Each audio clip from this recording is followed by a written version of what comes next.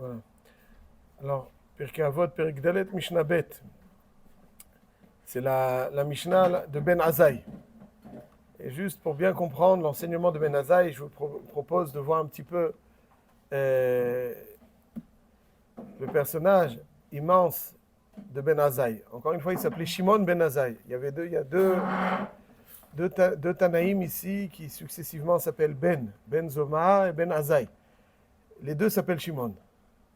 Shimon Ben Zoma et Shimon Ben Azaï. Aussi, oui. Mais là, les deux, ils s'appellent Shimon. Donc les deux, ils s'appellent Shimon. Ben Zoma, on l'a vu hier. Ben Azaï. Là, on va de voir son enseignement. Est-ce que Ben Azaï s'est marié? Oui, 24 heures. Avec qui? Avec la fille de Rabbi Akiva. Très bien. Il y a marqué dans la Gemara dans Masechet Ketuvot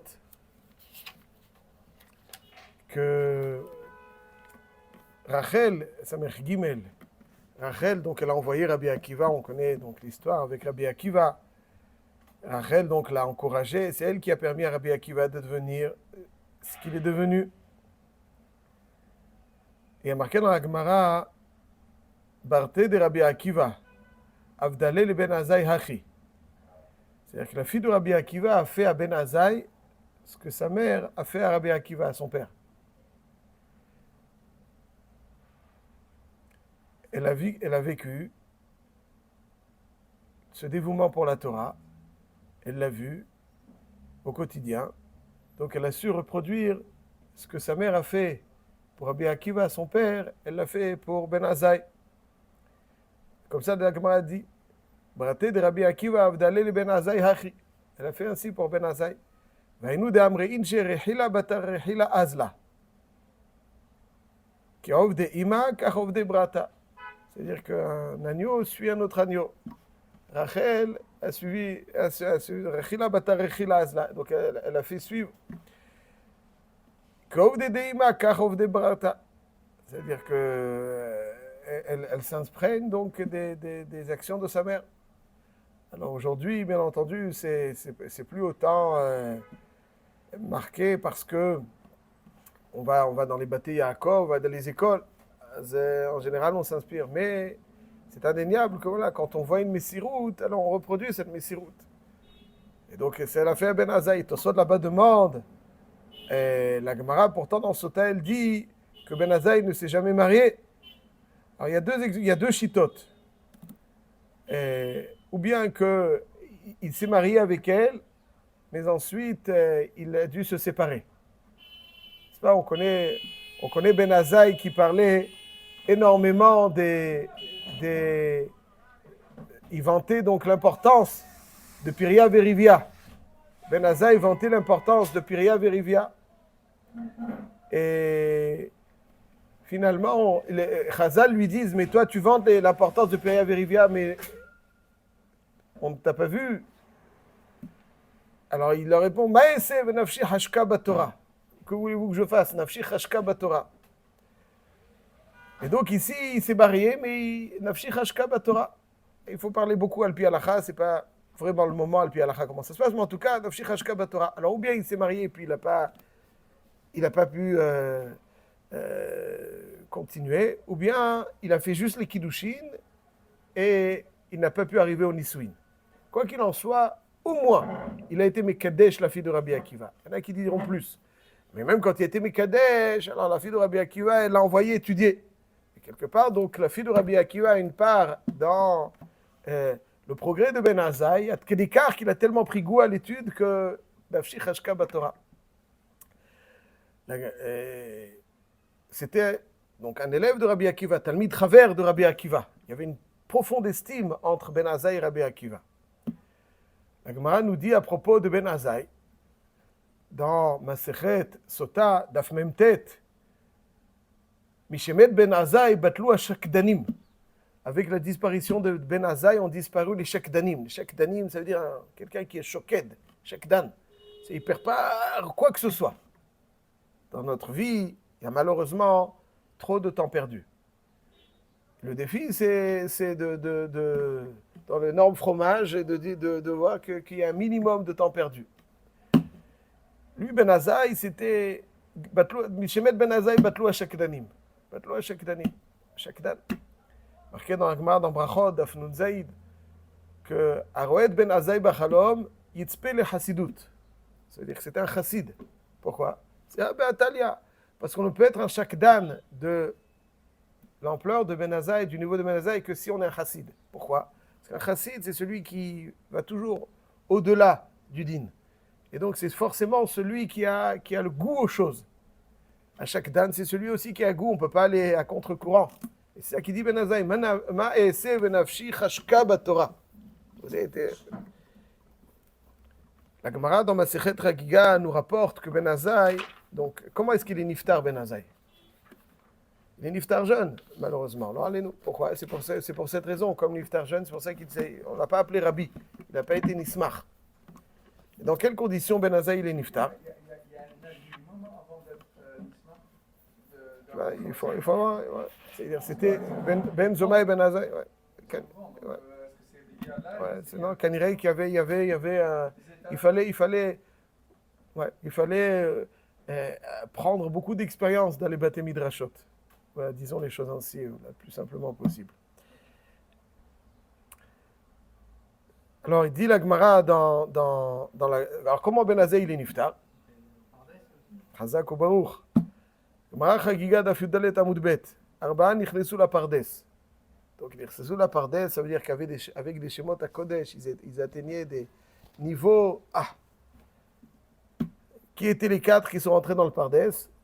Ben Azaï, Ben Zoma, Acher et Rabbi Akiva, dans l'ordre de la Gemara.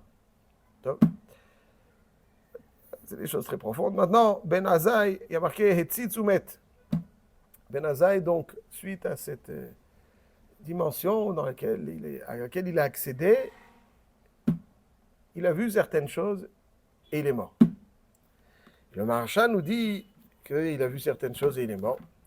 Alors je cite le Maharsha, il dit, comment ça veut dire? Il a vu certaines choses et il est mort. Il dit parce que Mitor shedavka nafsho be'ahava dvekut amiti bidvarim elyonim shehem yesoda ve'etzitz be'or abahir. Ça veut dire que son âme a découvert des choses duquel il ne peut pas se séparer. Il est mort mitor dvekut. Tellement il a été rattaché à ce qu'il a vu, ce à quoi il a assisté, il est mort mitor dvekut, que le gouffre ne pouvait pas... Elle est partie du gouffre, la Neshama est partie du gouffre. Elle préférait se rattacher là où elle... Ce qu'elle a vu, ce à quoi elle était proche. C'est de quoi elle était proche. Il dit, parda min aguf, v'nit pashta mikol mikre aguf, beota shah rata menucha kitov. Rata menucha kitov. Ah, menucha kitov. C'est menucha kitov. Velo shava od limkoma. Vezolo ma'ala gdola. C'est une grande ma'ala, donc ça veut dire qu'il est mort de dvekut. C'est-à-dire la Neshama, elle était tellement rattachée à quelque chose de si délicieux qu'elle ne voulait plus retourner dans le gouffre. Yakar bene Hashem, hamavdal hasidav. Donc, c'est ce que dit la Gemara. Yakar bene Hashem, pour Hashem, c'est lourd. C'est-à-dire que la disparition de Ben Azaï, vraisemblablement, mais il était... Et ça, hamavdal hasidav. Aroé Ben Azaï bachalom, yitzpe le chasidut. Nun zayin amudbet en brachot. Ça, c'est Ben Azaï. Donc, Ben Azaï, c'était le passionné, par excellence. Il est mort même de passion. Tellement il était passionné, Davka Nafsho, il ne pouvait pas revenir. Le gouffre, il était, c'est quoi? Le gouffre, c'est trop grand, trop fort, trop sublime. Ceci étant, donc, Ben Azaï, le passionné, c'est pour cette raison même, avant qu'il arrive là où il est arrivé, il ne pouvait pas vivre marié. Il était Chashka Nafshi Batorah, Chashka Nafshi Batorah. Maïse, Nafshi Chashka Batorah. Donc cette passion a été progressive jusqu'au moment où il est mort même de passion. Davka Nafsho. Et l'enseignement de Ben Azaï dans notre Mishnah, et quelque part on peut entendre ici la façon dont il faut agir pour arriver finalement à cette saveur, cette passion. Il dit comme ça, Everat se mitzvah kala ou boreach mina avera. Ça veut dire que Ratz mitzvah kala, c'est-à-dire que fais les choses, mitzvah kala, avec entrain. Les mitzvot qui paraissent plus faciles, mitzvot plus accessibles, cours pour les avoir, cours pour les réaliser. Et quelque part, peu à peu, tu prends goût à ce que tu fais, et plus tu avanceras, plus finalement tu te passionneras pour ce que tu fais. Ça veut dire que tu as amour ou kitov Hashem.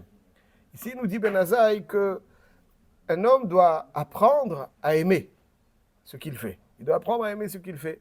Et ça se fait donc d'abord mitzvah kala, c'est une mitzvah facile, tu la fais avec. Et ensuite, plus tu prends goût, plus tu fais les choses avec. Donc c'est-à-dire que quand on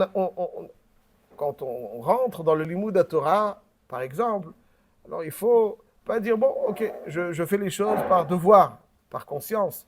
Mais là, il faut prendre goût, comprendre quelque chose, on déguste, on savoure, et ensuite, peu à peu, ça va aller en augmentant. Mitzvah kala, c'est-à-dire, fais les choses d'abord donc avec le cœur. Fais les choses peu à peu, essaye de prendre goût à tout ce à quoi tu peux prendre goût. J'ai un ordre de priorité où ce qui m'arrive, je le fais. Non, il faut être ratz. Il faut faire preuve de ritza. Faire, il faut tout faire. Mais il faut prendre goût par les choses qui sont d'abord accessibles. Quelqu'un, il faut tout faire, il faut tout faire. Là, ici, du ratz, la mitzvah kala, ratz. Ça veut dire, quelqu'un qui court, c'est parce qu'il aime. Alors fais les choses avec saveur. Fais les choses avec saveur. Ratz, la mitzvah kala. Prends une Mishnah, là, il comprend-la bien. Mishnah, c'est plus facile. Tu vas savourer. Donc tu vas apprendre à aimer. Il faut apprendre à aimer. Ratz, la mitzvah kala, tu apprends à aimer. Ça lui saute. Faire, il faut tout faire. Enfin, ratz, mitzvah kala. Boreach mina avera. Boreach mina avera, c'est pas, il ne te dit pas non plus de ne pas faire la avera. Il dit de te fuir la avera. Il dit, pourquoi? Marqué dans la Gemara, dans Masechet Sukkah, Daf Nun Bet Amud Bet. La Gemara, elle dit comme ça, Amaresh Lakish. Marqué dans le pasuk, Tzofer Rasha la Tzadik, Umvakesh la Hamito. Hashem lo ya'azvenu biyado. C'est quoi Tzofer Rasha la Tzadik, Umvakesh la Hamito? Le Rasha, c'est qui? Le Rasha, c'est le Yetzer Hara. Le Yetzer Hara est à l'affût. Il cherche à nous faire tomber. C'est-à-dire que Resh Lakish nous dit ici, si ce n'est qu'Akadosh Baruch Hu l'aide, on ne peut pas vaincre le Yetzer Hara. C'est-à-dire que quelqu'un il a l'impression que lui il est plus fort que le Yetzer Hara. Il va se mettre dans des conditions, dans le travail par exemple. Il va côtoyer, il va pas faire attention à ne pas être familier avec celle qu'il côtoie. Il va discuter, il va travailler ensemble. Il se dit moi, je suis costaud, rien ne pourrait m'arriver. L'homme, il est beaucoup plus faible que les Yetzer Hara. Si tu montes sur le ring avec lui, en un coup, il te met KO. Il est beaucoup plus fort que toi, sache-le. La seule façon de pouvoir résister à ce Yetzer Hara, c'est Akadosh Baruch Hu Ozro. C'est Hashem qui t'aide. Toi, tout seul, tu peux pas. Tu peux pas. Sache, tu ne peux pas. Tu es moins fort que le Yetzer Hara. Un homme, il faut qu'il rentre bien dans sa tête. Le Yetzer Hara, il est beaucoup plus fort que nous. Beaucoup plus fort que nous. À part des gens très particuliers. Mais normalement, le commun, le Yetzer Hara est beaucoup plus fort. Alors, il faut qu'Hachem Ozro. Et qu'est-ce qu'il faut pour qu'Akadosh Baruch Hu Ozro? Il faut qu'il soit Boreach mina avera. C'est-à-dire, si toi, tu fais tout pour ne pas rentrer dans ce nisayon de la avera, alors Akadosh Baruch Hu, il t'aide. Toi, tu dois tout faire. Ça veut dire quoi, tout faire? Pas rentrer dans le combat. Tu dois éviter le combat. Tu dois être Boreach mina avera. Tu dois éviter. Si Boreach mina avera, Akadosh Baruch Hu, il t'aide. Aval, si tu affrontes, vas-y, on va te voir. Tu veux quoi? Tu veux affronter le Yetzer Hara? On va te voir. Bon iré au train.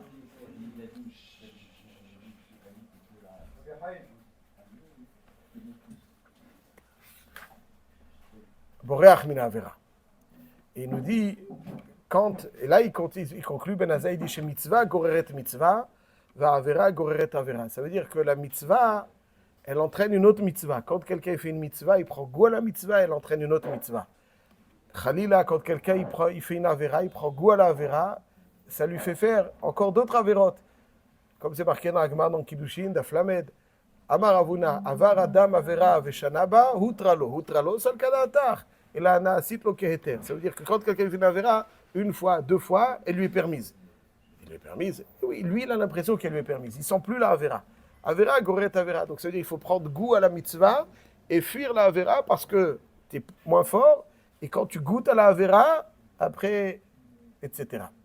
Ce sera en mitzvah, mitzvah ou sera en vera. C'est-à-dire que quand toi tu fais une mitzvah, pas simplement tu prends goût à la mitzvah, Hachem il te met dans la disposition idéale pour faire d'autres mitzvot. Il te donne le contexte idéal pour faire d'autres mitzvot.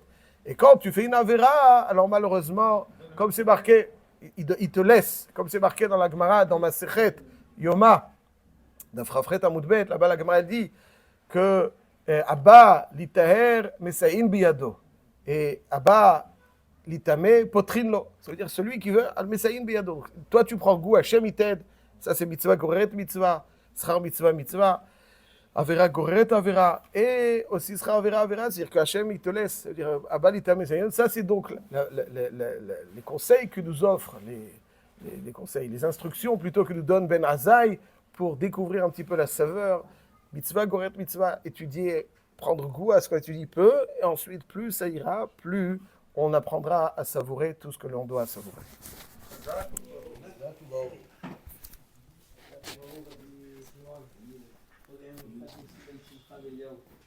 שמעון בן אסתר ואברהם, שהיום